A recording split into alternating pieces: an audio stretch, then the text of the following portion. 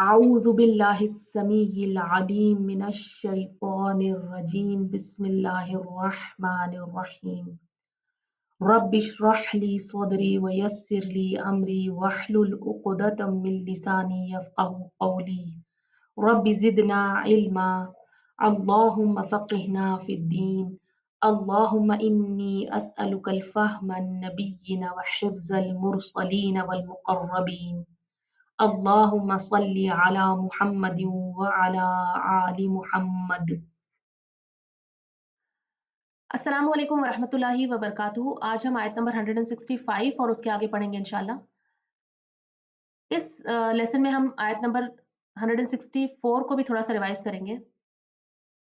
اس آیت میں اللہ سبحانہ تعالیٰ فرماتے ہیں کہ بے شک پیدا کرنے میں آسمانوں کے اور زمین کے، اور اختلاف میں رات اور دن کے، اور کشتیوں میں وہ جو چلتی ہے سمندر میں ساتھ اس کے جو نفع دیتا ہے لوگوں کو، اور اس میں جو نازل کیا اللہ نے آسمان سے پانی میں سے، پھر اس نے زندہ کیا ساتھ اس کے زمین کو بعد اس کی موت کے، اور اس نے پھیلا دیے اس میں ہر قسم کے جاندار مخلوق کو، اور پھرنے میں ہواؤں کے اور بادلوں میں جو مسخر کیے گئے زمین اور آسمان کے درمیان، البتہ آیتیں ہیں، یقیناً نشانیاں ہیں ان لوگوں کے لیے جو عقل سے کام لیتے ہیں۔ آپ دیکھیں یہ ساری جو اللہ سبحانہ تعالیٰ نے ہمیں نعمتیں عطا کی ہے جس سے ہم فائدہ اٹھاتے ہیں، جیسے آسمان اور زمین۔ آسمان اور زمین میں کتنی ساری چیزیں ایسی ہیں جو انسانوں کے فائدے کے لیے بنائی گئی ہے، اور جو اگر نہ ہوتی تو انسانوں کا دنیا میں رہنا ممکن ہی نہیں تھا۔ جیسے سورج کا ہونا، ہواؤں کا چلنا، 7 آسمانوں کا ہونا ایک کے اوپر ایک، اور زمین میں گریویٹیشن کا ہونا، یہ ساری چیزیں انسان کی زمین پہ سروائیول کے لیے ضروری ہے۔ اس کے بغیر انسان زندہ نہیں رہ سکتا تھا۔ اور پھر اختلاف میں، یعنی رات اور دن کے ایک دوسرے کے پیچھے آنے میں بھی اللہ کی نشانیاں ہیں، اور یہ بھی اللہ کی بہت بڑی نعمت میں سے ہے۔ کبھی دن چھوٹا ہوتا ہے، کبھی رات چھوٹی ہوتی ہے، کبھی دن بڑا ہوتا ہے اور رات چھوٹی ہوتی ہے، کبھی رات بڑی ہوتی ہے اور دن چھوٹا ہوتا ہے۔ تو اس سے بھی ہم فائدے اٹھاتے ہیں۔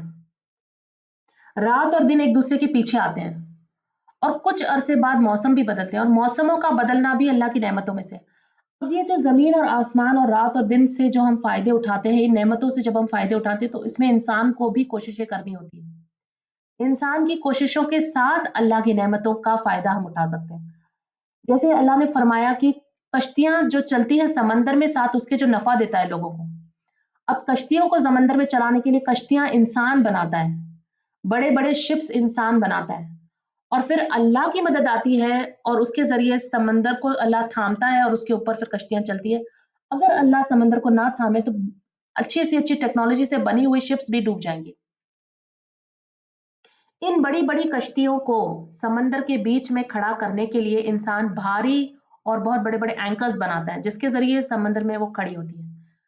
تو اینکرز بھی انسان بناتا ہے۔ اس کے بعد انسان محنت کر کے سمندر سے موتی اور قیمتی سامان ڈھونڈ کے نکالتا ہے، تیل وغیرہ نکلتا ہے سمندر سے، اور اس کے علاوہ مچھلیاں وغیرہ پکڑ کے سمندر سے اس کا فائدہ اٹھاتا ہے۔ تو انسان اس کے لیے کوشش کرتا ہے، اور کئی جگہ ایسی ہے، کچھ آئلینڈز ایسے ہیں جہاں پر کچھ اگتا نہیں ہے یا کوئی اور ذریعہ نہیں ہے کھانے کا اور پینے کا، تو وہاں پہ پانی اور کھانا شپس کے ذریعے ان تک پہنچتا ہے۔ تو جب اللہ نے سمندر کو ہمارے لیے تھاما اور ہم نے اس پر محنت کی، تب ہم نے اس کا فائدہ اٹھایا۔ انہی شپس کے ذریعے کارگو کا سامان بھی ادھر سے ادھر پہنچتا ہے، اور انسان بھی ادھر سے ادھر ٹریول کرتے ہیں اور ٹریول کر کے فائدے اٹھاتے ہیں۔ یعنی جب زمین میں انسان ٹریول کرتا ہے تو اور بہت سی چیزیں اور بہت سے فائدے اٹھاتا ہے، کاروبار اس کا چلتا ہے، وہ لوگوں سے ملتا ہے، نئی لینگویجز سیکھتا ہے، نئی انفارمیشن اسے ملتی ہے، تو یہ نالج کا بھی ذریعہ ہے، اور بہت سے اور فائدے ہیں۔ اور پھر اللہ نے پانی اتارا آسمان سے جس کے ذریعے مردہ زمین کو زندہ کیا۔ مردہ زمین کو زندہ کیا یعنی اس سے پیڑ پودے پھل فروٹ نکلے، اناج اگنے لگا، اور اس اناج کو پانے کے لیے بھی انسان محنت کرتا ہے، ہل جوتتا ہے، زمین کو ڈھیلا کرتا ہے، اس میں بیج بوتا ہے، پھر پانی کا انتظار کرتا ہے، بارش آتی ہے تو اناج اگتا ہے، اور اس اناج سے فائدہ اٹھانے کے لیے بھی پہلے فصل کو کاٹتا ہے، پھر بیچتا ہے، پھر پکاتا ہے، یعنی بہت سے کام انسان کرتا ہے، اس کے بعد وہ جو رزق اللہ نے اتارا اس سے وہ فائدہ اٹھاتا ہے. تو انسان کی محنت بھی اور کوشش بھی شامل ہے اللہ کے عطا کے ساتھ ساتھ. اور زمین میں اللہ نے انسانوں کے لیے ہر طرح کی جاندار مخلوق کو بھی پھیلایا ہے. اس میں چرندے بھی آ گئے، پرندے بھی آ گئے، مچھلیاں بھی آ گئی اور باقی درندے وغیرہ بھی آ گئے. تو یہ جو مویشی جانور ہے اس سے فائدہ اٹھانے کے لیے بھی انسان کو محنت کرنی ہوتی ہے. اسے پالنا ہوتا ہے، ان کو کھانا کھلانا ہوتا ہے، ان کی دیکھ ریکھ کرنی ہوتی ہے. پرندوں سے فائدہ اٹھانے کے لیے بھی پرندوں کو بھی پالنا ہوتا ہے، مچھلیوں کو پکڑنا ہوتا ہے. یعنی محنت کے ساتھ اللہ کا رزق عطا ہوتا ہے. اور اگر انسان خالی محنت کرتا رہے، اکیلا محنت کرتا رہے، کشتیاں بنائے لیکن سمندر اللہ اس کو اس طرح نہ بنائے کہ وہ کشتیوں کو اوپر تیرنے دے تو ہر ایک چیز ڈوب جائے گی. اگر اللہ پانی نہ برسائے تو آپ کتنا بھی ہل چلائیں، کتنے بھی بیج بوئے، کوئی فصل نہیں ہوگی گی. یا موسم نہ بدلے اس فصل کے اکارڈنگ تو فصل نہیں ہوگی گی. اس کے علاوہ یہ جانور بھی جو اللہ نے ہمیں نعمتوں کی طرح دیے ہیں، اگر وہ نہ دے تو ہم کچھ نہیں کر سکتے. یعنی ہماری محنت کے ساتھ اللہ کی نعمتیں بھی ضروری ہے. تو اللہ کی نعمتوں کو حاصل کرنے کے لیے انسان کو کوشش کرنی ہوگی. کچھ لوگوں کا سوال ہوتا ہے قرآن پر کہ قرآن اگر اللہ کی وحی ہے، اگر اللہ کی بات ہے اور وہ ہم سے ساری انسانیت کے لیے ہے، اگر اللہ کی رہنمائی ہے اور وہ ساری انسانیت کے لیے، تو وہ ہماری زبان میں کیوں نہیں اترا، عربی زبان میں کیوں اترا؟ یا صرف رسول اللہ صلی اللہ علیہ وسلم کے دل پر ہی کیوں وحی اتری؟ ہر انسان کو کیوں نہیں اللہ وحی کرتا؟ ہر انسان سے کیوں نہیں بات کرتا؟ ہر انسان کو کیوں نہیں ڈائریکٹ کرتا؟ کیوں نہیں ہر انسان کی ہدایت خود کرتا؟ یا یہ کہ اگر قرآن ہمارے فائدے کے لیے ہے تو ہمیں آسان زبان میں کیوں نہیں ملا؟ ہمیں اسے پڑھنا کیوں پڑتا ہے؟ اس کے لیے محنت کیوں کرنی پڑتی ہے؟ قرآن اللہ کی سب سے بڑی نعمت میں سے ہے اور اس کو پانے کے لیے بھی انسان کو کوشش کرنی ہوگی. یہ سوال ہم دوسری چیزوں کے لیے نہیں پوچھتے کہ اگر کھانا کھانے کے لیے تو مجھے کمانا کیوں پڑتا ہے، تو مجھے خریدنا کیوں پڑتا ہے، پکانا کیوں پڑتا ہے، یا مجھے پیسے کمانے کے لیے آفس کیوں جانا پڑتا ہے، کام کیوں کرنا پڑتا ہے، یا مجھے علم حاصل کرنے کے لیے اسکول کیوں جانا پڑتا ہے، کالج کیوں جانا پڑتا ہے. یعنی اور دنیا کی ساری چیزیں، ساری نعمتوں کو حاصل کرنے کے لیے ہم کوشش کرنے کے لیے بھی تیار ہیں اور اس پر کوئی سوال بھی نہیں اٹھاتے. لیکن قرآن جیسی نعمت کو حاصل کرنے کے لیے ہمیں کوشش نہیں کرنی، ہمیں محنت نہیں کرنی. ہم چاہتے ہیں وہ اپنے آپ خود بخود ہمیں مل جائے. قرآن اللہ کی رہنمائی ہے، اللہ کی ہدایت ہے. قرآن میں جو بلیسنگز ہیں، جو اللہ کی نعمتیں قرآن کے ذریعے اللہ نے اتاری ہے، جو آیتیں ہیں، جو نشانیاں ہیں اللہ کی طرف جو ہمیں لے جاتی ہیں، اللہ سے جو ہمیں جوڑتی ہے، وہ کتاب ہے قرآن. یہ دنیا کی زندگی میں بھی ہماری رہنمائی کرتی ہے اور آخرت کے لیے بھی ہماری رہنمائی کرتی ہے تاکہ ہمیں جنت حاصل ہو. اور جنت کا حاصل کرنا کوئی آسان نہیں ہے.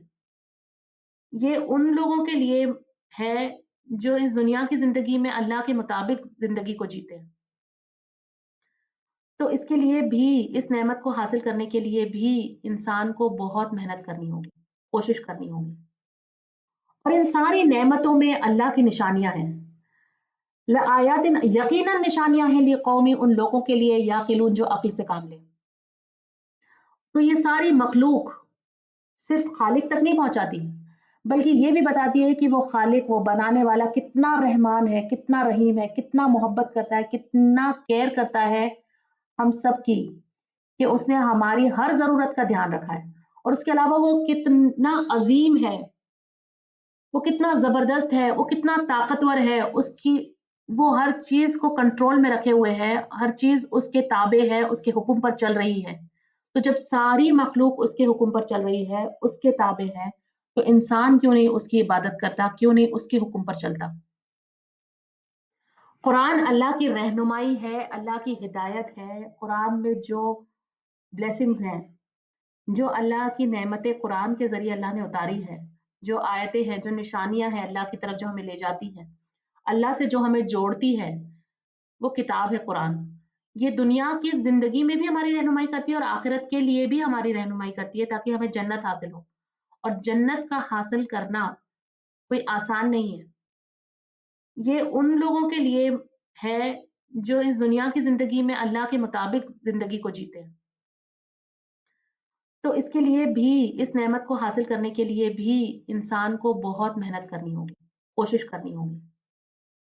دنیا میں ہر طرح کے لوگ موجود ہیں، کوئی بہت زیادہ ریشنل ہے، عقل مندی سے کام لیتا ہے، بہت زیادہ انٹلیکچوئل ہوتا ہے، بہت زیادہ دماغ سے سوچنے والا ہوتا ہے، کوئی بہت زیادہ پریکٹیکل ہوتا ہے، کوئی بہت زیادہ اسٹریٹ فارورڈ ہوتا ہے، کوئی بہت زیادہ ایموشنل ہوتا ہے، کوئی ایسا ہے جو لاجیکل سوچتا ہے، ہر چیز میں وہ لاجک ڈھونڈتا ہے، یہ لاجک کو سیٹسفائی نہیں کر رہی میرے دماغ، آئی ایم ناٹ سیٹسفائیڈ۔ کچھ ایسے ہوتے ہیں جو بہت زیادہ سمپل ہوتے ہیں، اسٹریٹ فارورڈ ہوتے ہیں، کچھ ہوتے ہیں جو چیزوں کی گہرائی کو دیکھتے ہیں اور بہت زیادہ سیریس قسم کے ہوتے ہیں، کچھ ہوتے ہیں جو بہت لائٹلی ہر چیز کو لیتے ہیں۔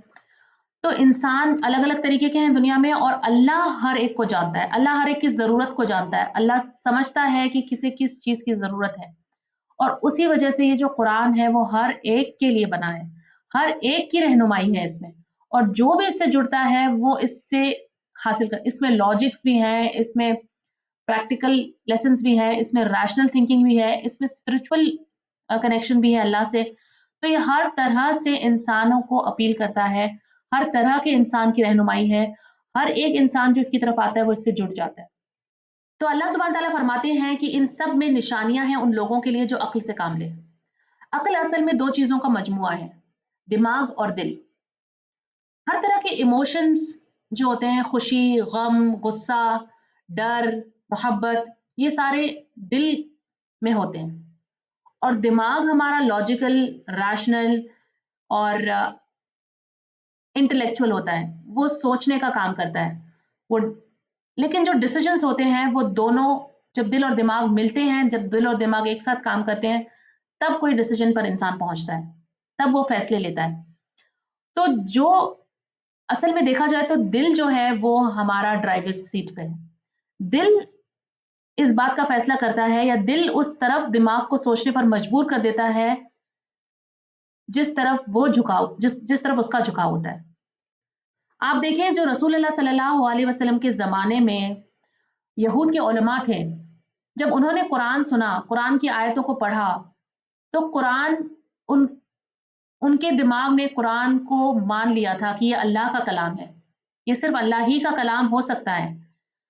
ان کے دماغ اس بات پر یقین کر چکے تھے، لیکن دل ان کے ماننے کو تیار نہیں تھے، حسد اور تکبر کی وجہ سے، اور حسد اور تکبر انسان کے دل میں ہوتا ہے، تو اسی وجہ سے انہوں نے قرآن کا اور رسول اللہ صلی اللہ علیہ وسلم کا انکار کر دیا۔ یعنی دل اگر صحیح نہ ہو، دل اگر آپ کو صحیح ڈائریکشن نہ دے، تو انسان صحیح نہیں سوچ سکتا۔ تو ان سب میں آیتیں ہیں، ان سب میں نشانیاں ہیں ان لوگوں کے لیے جو عقل سے کام لیں، یعنی جو صحیح سوچے۔ اور ان ساری نعمتوں کے پانے کے بعد ہمیں یہ سوچنا چاہیے کہ کیا کوئی اور ایسی چیز ہے جو عبادت کے لائق ہے، جو محبت کے لائق ہے؟ یہ ساری عطائیں اللہ کی ہے، پھر ہم کس طرح کسی اور کی عبادت کرتے ہیں، کسی اور کی اطاعت کرتے ہیں، کسی اور سے اتنی محبت کرتے ہیں جیسی محبت ہمیں اللہ سے کرنی چاہیے۔ یعنی وہ دے تو ہمیں ملے گا، اور وہ نہ دے تو وہ نہیں ملے گا۔ تو اس کی رحمت ہے کہ وہ بن مانگے بھی دیتا ہے، مانگنے پر بھی دیتا ہے، ہماری ہر ضرورت کا خیال اسے ہے، ہمارے جو ہمیں بھی نہیں پتا کہ ہماری ضرورت ہے، وہ اسے پتا ہے، اور اس کے بعد وہ ہمیں عطا بھی کرتا ہے۔ اب اس آیت میں دیکھیں اللہ سبحانہ تعالیٰ کیا فرماتے ہیں، آیت نمبر 165، وَمِنَ النَّاسِ، اور بعض لوگوں میں، من جو یتخذو بنا لیتے ہیں، حمزہ خا دال اس کا روٹ ہے، اتخذ یتخذ، اتخاذ بنا لینا، ٹو ٹیک، لے لینا، من دون اللہ، اللہ کے سوا، اندادن، اندادن کا روٹ ہے نون دال دال، شرک کرنے کے لیے آتا ہے، شریک بنا لینا اللہ کا، کسی کو اللہ کے برابر لا کر کھڑا کرنا، کسی کا اللہ کا ہمسر بنا لینا، ایکولز یا رائیولز بنا لینا۔ یحبونہم، وہ محبت کرتے ہیں ان سے، یعنی انداد سے، یعنی شرک کرتے ہیں جس کے ساتھ، اس سے اتنی محبت کرتے ہیں کحب اللہ، جیسے محبت کرنا اللہ سے۔ حب کا لفظی معنی ہے محبت، ہا با با اس کا روٹ ہے، کسی پسندیدہ چیز کی چاہت کہ بس وہ مجھے مل جائے یا میں اسے خوش کر دوں، किसी चीज को अच्छा समझकर उसको पाने का इरादा करना, उसके हुसूल में हिकमत से काम लेना, सोच समझकर एहतियात से कोशिश करना कि वो मुझे मिल जाए, ये होता है हुब्ब। और मोहब्बत करने की, किसी चीज से मोहब्बत करने की 3 वजह होती हैं। एक तो लज्जत, यानी वो आपको पसंद है, यानी जैसे खाने की लज्जत होती है, वो चीज हमें पसंद है तो हमें उसे पाना है। दूसरी वजह होती है फायदा, जैसे कोई बिजनेस कर रहा है या कोई पढ़ाई कर रहा है तो उसे उसका फायदा नजर आ रहा है, इसलिए उसे उससे मोहब्बत है। और तीसरी चीज होती है फजीलत, यानी कोई चीज किसी से बेहतर है, ज्यादा अच्छी है, तो मुझे वो चाहिए, जो मेरे पास है उससे ज्यादा अच्छा वो है तो मुझे वो चाहिए। तो ये 3 वजह होती है मोहब्बत की। तो यहाँ अल्लाह सुब्हानहू तआला फरमाते हैं कि लोग, यानी कि इंसान, जिन चीजों को अल्लाह का शरीक बना लेता है, जिन चीजों को अल्लाह के बराबर लाकर खड़ा करता है, उनसे उतनी मोहब्बत करता है जितनी कि उसे हकीकत में अल्लाह से मोहब्बत करनी चाहिए। एक इंसान बहुत सी चीजों का मजमुआ है, यानी सिर्फ शरीर नहीं है या सिर्फ ऑर्गन्स नहीं है, बल्कि इंसान को अल्लाह ने बहुत सी चीजों से बनाया, और मेजरली जो बहुत सबसे ज्यादा इंपॉर्टेंट, सबसे ज्यादा अहमियत रखती है, वो चीजें हैं दिल, दिमाग, रूह और जिस्म, यानी नफ्स। तो ये 4 मेजरली इंपॉर्टेंट चीजें हैं, सबसे ज्यादा अहमियत रखती हैं जो इंसान के तख्लीक में, वो ये 4 चीजें हैं। और इन चारों की अपनी अपनी जरूरत है, इन चारों को सेहतमंद रहने के लिए इनकी अपनी अपनी ग़िज़ा भी है। जो रूह है, जिसको अल्लाह ने नूर कहा है, लाइट कहा है, ये नूर अल्लाह की तरफ से फरिश्ते लेकर आते हैं, और जो माँ होती है उसके पेट में बच्चा होता है और उसके अंदर ये रूह फूंक दी जाती है, और फिर ये रूह जाकर दिल में रहती है। और रूह की अपनी एक ग़िज़ा है, रूह की ग़िज़ा आज़मानी है, रूह की ग़िज़ा है नमाज और कुरान के ज़रिए। उसके बाद आता है दिल। दिल है जज़्बातों का मजमुआ, यानी दिल में सारे जज़्बात रहते हैं, खुशी, गम, दुख, कोई गुस्सा, कोई पसंद, नापसंद, मोहब्बत, ये सब कुछ दिल में रहता है। और उसके बाद है दिमाग। दिमाग के लिए ज़रूरत है इल्म की, उसकी ग़िज़ा है इल्म, और वहाँ से इंसान सोचता है, चीज़ों को समझता है, उसके अंदर लॉजिक्स हैं, उसके अंदर कैलकुलेशंस हैं, उसके अंदर डिसीजंस लेने की ताकत है वो। और उसके बाद आता है जिस्म। जिस्म है नफ्स।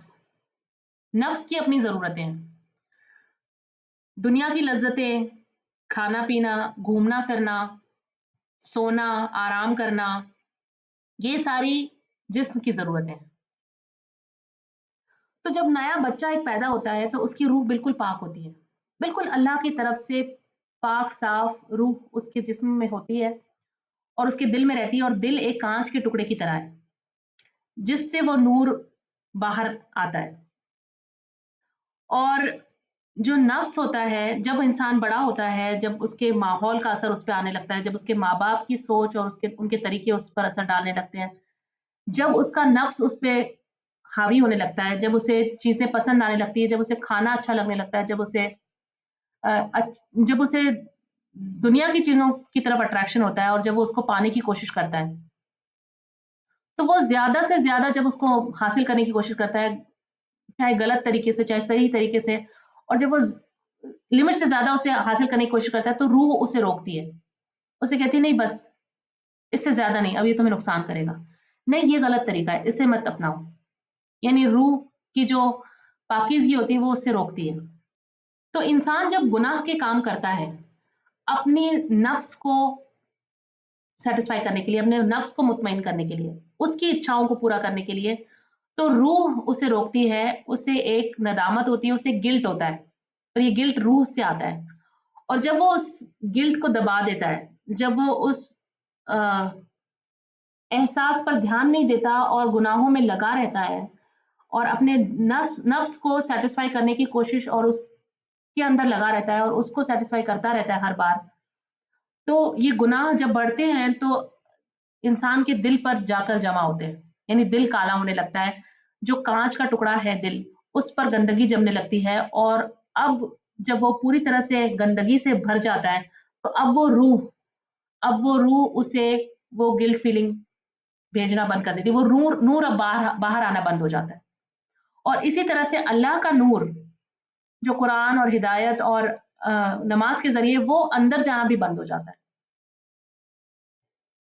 इंसान की रूह इस इंसान के जिस्म में आने से पहले अल्लाह की कंपनी में थी, अल्लाह के साथ थी, in the company of the most beautiful. तो जब इंसान की रूह ज़मीन पर आई, तो अब इंसान उस ब्यूटी की तलाश करता है। हर चीज़ में वो ब्यूटी ढूँढता है। उसे हर चीज़ में वो, यानी बेहतर से बेहतर चाहिए। घर ब्यूटीफुल होना चाहिए, जिससे वो शादी करे वो ब्यूटीफुल होना चाहिए, चाहे बाहरी खूबसूरती हो, चाहे अंदरूनी खूबसूरती हो, लेकिन वो खूबसूरती की तलाश में रहता है। और इससे बेहतर, उससे बेहतर, उससे बेहतर की तलाश में रहता है। लेकिन इस दुनिया के अंदर उस रूह को इत्मीनान नहीं हो सकता, क्योंकि उसकी ग़िज़ा आसमानी है। उसकी ग़िज़ा कुरान में है, कुरान के ज़रिए, नमाज के ज़रिए है उसकी ग़िज़ा।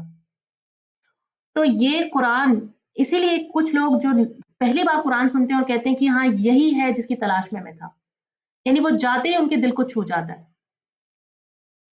तो जब ये रूह दोबारा अल्लाह से जुड़ेगी, जब उसका कनेक्शन अल्लाह से बनेगा, और उसका ज़रिया है कुरान या नमाज, तो जब वो दोबारा अल्लाह से जुड़ेगी, तभी जाके उसे वो सुकून मिलेगा, तभी जाके वो रूह मुतमईन होगी। आप देखिए, दुनिया में कुछ लोग सब कुछ हासिल कर लेते हैं जो वो चाहते हैं। जो भी उनकी ख्वाहिश होती है वो उन्हें मिल जाती है, वो उसे हासिल कर लेते हैं, लेकिन दिल सुकून पे नहीं होता। अब देखिए, कई बार हम एक घर बनाने की कोशिश करते हैं, खूबसूरत से खूबसूरत, और हम उसके अंदर जो हमारे दिल की इच्छा होती है वो पूरी करके उसे बना लेते हैं, और जब बना लेते हैं तब उससे सैटिस्फाई नहीं होते। फिर हमें लगता है नहीं, इसमें ये कमी है, और नहीं, इसमें इसकी वजह से हमें ये नुकसान हो गया, और वो दूसरी तरफ हमारा दिल जाने लगता है, और फिर हम, यानी ये दुनिया की चीज़ें आपके दिल को कभी भी मुतमईन नहीं कर पाएँगी।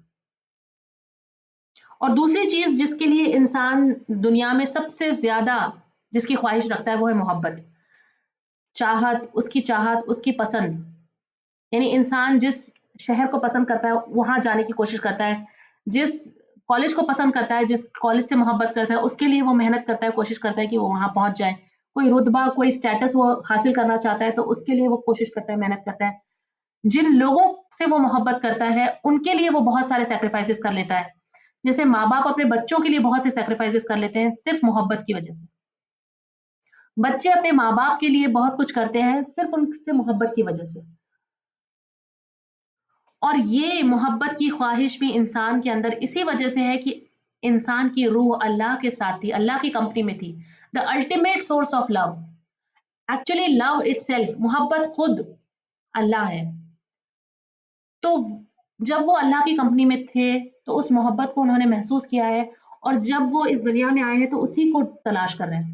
असल में मोहब्बत और खूबसूरती भी एक दूसरे से जुड़ी हुई है, यानी इंसान उसी चीज़ से मोहब्बत करता है जो खूबसूरत होती है, जो उसे खूबसूरत लगती है।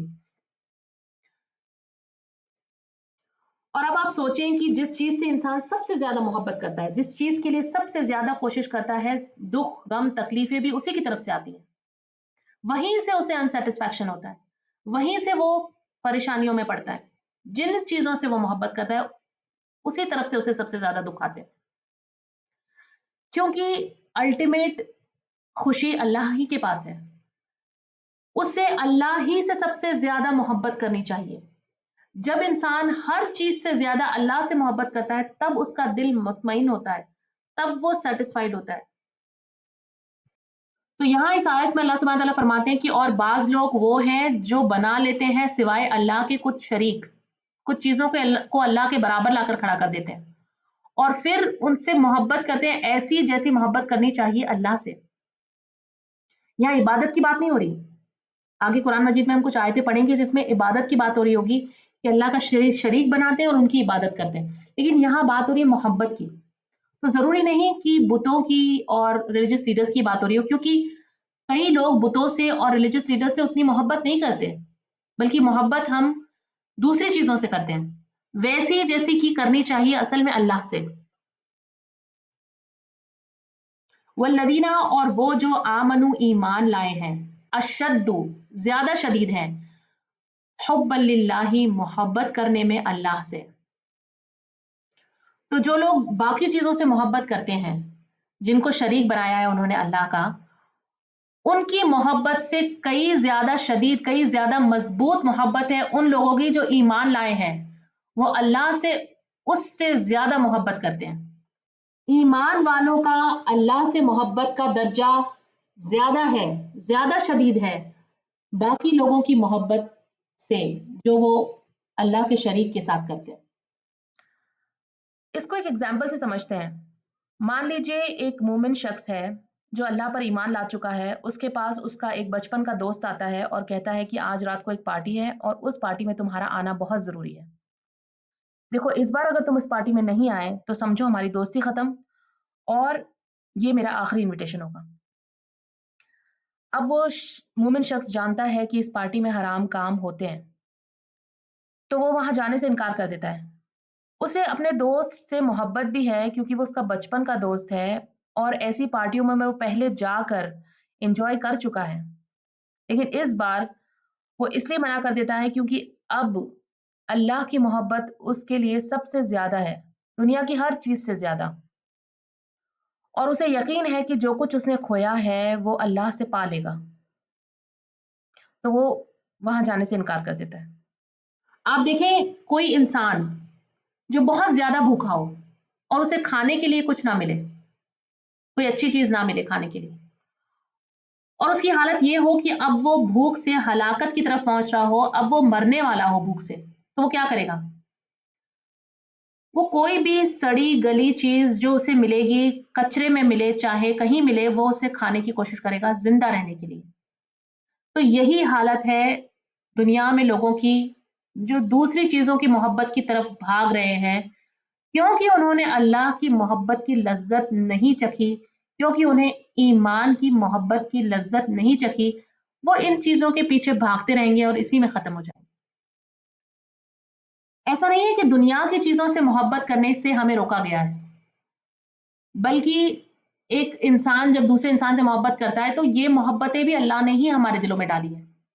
जब एक माँ अपने बच्चे से मोहब्बत करती है, जब एक हस्बैंड अपनी वाइफ से मोहब्बत करता है, जब बच्चे अपने माँ बाप से मोहब्बत करते हैं, तो ये मोहब्बतें, या हम अपने दोस्तों से मोहब्बत करते हैं तो ये मोहब्बतें भी हमारी जिंदगी का हिस्सा है।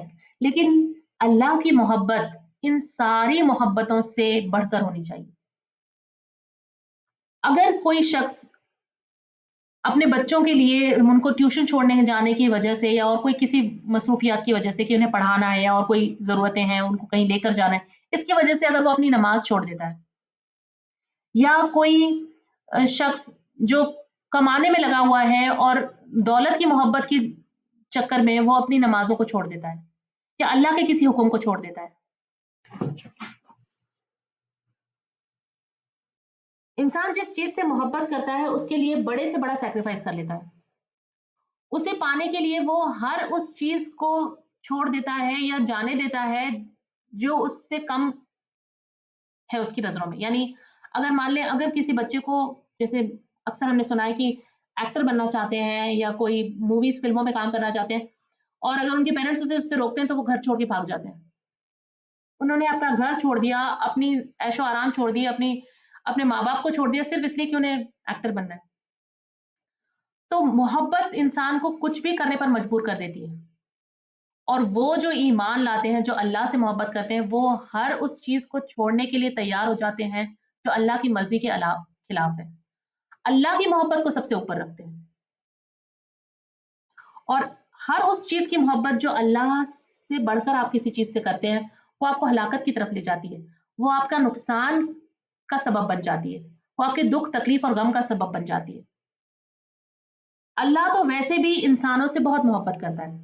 अल्लाह तो इंसानों की ज़रूरत का हर सामान उसको देता है, उसको रिज़्क उतारता है, उसकी नेमतें उस पर नाज़िल होती है। उसने इंसानों के लिए ज़मीन आसमान बनाए, रात और दिन बनाए, कश्तियाँ उसके हुक्म से समंदरों पर चलती हैं, बादल उसने बनाए, बारिश उतारता है, रिज़्क उतारता है, जानवरों को बनाया जिससे वो फ़ायदे हासिल करता है। तो अल्लाह की रहमतें तो वैसे भी इंसानों पर हैं, लेकिन خاص رحمتیں ہیں ان انسانوں پر جو اللہ کے لیے سیکریفائس کرتے ہیں، جو اللہ کی محبت کے لیے اپنی محبتوں کو قربان کرتے ہیں، اپنی اچھاؤں کو دبا لیتے ہیں صرف اللہ کی خوشی کے لیے، تو ان پر اللہ کی خاص رحمتیں نازل ہوتی ہیں، اللہ کی خاص عنایتیں ہوتی ہیں، اور کوئی محبت نہیں ہوتی جس میں سیکریفائس کی ضرورت نہ ہو. یعنی ماں اپنے بچوں کے لیے راتوں کی نیندیں حرام کر لیتی ہیں، ہر محبت میں سیکریفائس کی ضرورت ہوتی ہے، اور اللہ سے محبت کے لیے بھی انسان کو سیکریفائس کرنا ہوگا. یہ بھی انسان کو مفت میں نہیں ملے گی. کوئی بھی محبت انسان سے قربانیاں مانگتی ہے، اور جب انسان کسی سے محبت کرتا ہے تو اس کے لیے خوشی سے قربانیاں کرتا ہے، اور قربانی کرنے کے بعد بھی وہ خود خوش ہوتا ہے، خود اسے خوشی ملتی ہے اس سے. اسی طرح اللہ سے بھی جب کوئی شخص محبت کرتا ہے اور اس کے لیے قربانیاں کرتا ہے تو خوشی سے کرتا ہے ان قربانیوں کو، اور اس کے بعد وہ خود خوش ہوتا ہے وہ کرنے کے بعد. یعنی قربانیاں کرنے سے ہم اللہ کو نہیں خوش کرتے بلکہ خود اپنے آپ کو خوش کرتے ہیں. تو اور جب اللہ کی نعمتیں ہم پر نازل ہوتی ہے تو اس سے بھی ہمیں خوشی کا احساس ہوتا ہے، خوشیاں ملتی ہیں. اور جو انسان اللہ کو پیچھے رکھتا ہے اور باقی چیزوں کی محبت کو آگے رکھتا ہے تو اس کے دل میں ہمیشہ ایک خالی پن رہتا ہے، ایک انسیٹسفیکشن رہتا ہے جو کبھی نہیں ختم ہو سکتا. ولو اور اگر یرا دیکھیں الذین وہ جنہوں نے ظلموا ظلم کیا اذ جب یرونا وہ دیکھیں گے العذاب عذاب کو انا بے شک القوت قوت للہ اللہ کے لیے ہے. ظلموا کا روٹ ہے ظا لام میم. ظلم کہتے ہیں کسی کے حق میں کمی کرنا، تو یہاں انہوں نے اللہ کے حق میں کمی کی. جیسی محبت اللہ سے کرنی چاہیے تھی ویسی دوسری چیزوں سے کی. اور دیکھنے سے یہاں پہ مراد ہے آنکھوں سے دیکھنا، تو پتا چلے گا انہیں اللہ کی قوت کا جب وہ عذاب کو اپنی آنکھوں سے دیکھ لیں گے.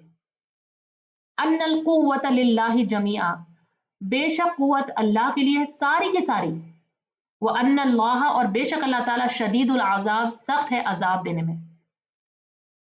تو وہ لوگ جنہوں نے ظلم کیا، جنہوں نے اللہ کا حق نہیں دیا، وہ کاش کہ وہ لوگ عذاب کو دیکھتے، کاش کہ وہ لوگ جانتے کہ اللہ کی طاقت کیسی ہے، اللہ کس حد تک عذاب دے سکتا ہے. کاش کہ وہ آنکھوں سے دیکھتے اور جانتے کہ اللہ کے عذاب اور اللہ کی قوت کو سمجھتے. غور کریں کہ بات ہو رہی تھی اصل میں اللہ سے محبت کی، اور اچانک اللہ سبحانہ تعالیٰ نے ٹاپک چینج کیا اور کہا کہ وہ لوگ جو ظلم کرتے ہیں کاش وہ دیکھتے اللہ کی قوت کو، کہ ساری کی ساری قوت اللہ کی ہے، ساری کی ساری طاقت اللہ کی ہے. اور پھر عذاب کی بات ہوئی، بات ہو رہی تھی محبت کی اور اچانک عذاب کی بات ہوئی. اگر بات ہو رہی ہوتی نافرمانی کی اور پھر بات ہوتی عذاب کی تو ہمیں سمجھ میں آتا کہ اچھا نافرمانی کی وجہ سے عذاب. لیکن یہاں ٹاپک اس طرح سے کیوں چینج ہوا ہے، اس بات کا خلاصہ انشاءاللہ آگے کی آیتوں میں ہوگا جب ہم آگے کی آیتیں پڑھیں گے. الحمدللہ آج کا لیسن یہاں پہ ختم ہوتا ہے. سبحانک اللہم و بحمدک نشہد ان لا الہ الا انت نستغفرک ونتوب الیک. Dear brothers and sisters, if you found this video beneficial, please share with others and be part of Sadaqah Jariyah. Jazakumullahu khairan kaseera. Assalamu alaikum wa rahmatullahi wa barakatuh.